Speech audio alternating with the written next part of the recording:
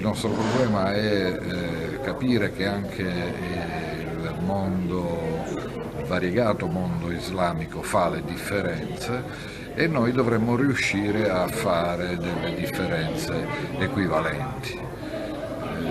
Per questo non ci aiuta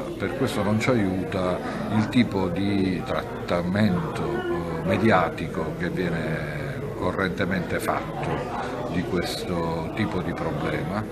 perché più si accoppiano le differenze fra di loro, più è facile fare come dire, la notizia che si nutre della notizia, che si nutre della notizia, che si nutre della notizia e poi diciamo, i fatti o le situazioni o le cose sfuggono completamente. Il dialogo è uno dei modi per capire le differenze, per riuscirle a trattare, per riuscirne a parlare, perché naturalmente quando fai una differenza la fai da dei punti di vista che devi riuscire in qualche modo a condividere, quindi condividi i punti di vista sulle differenze, non eguagli le differenze che finiscono per appiattire tutte cose, per farci equivocare il senso di tanti passaggi.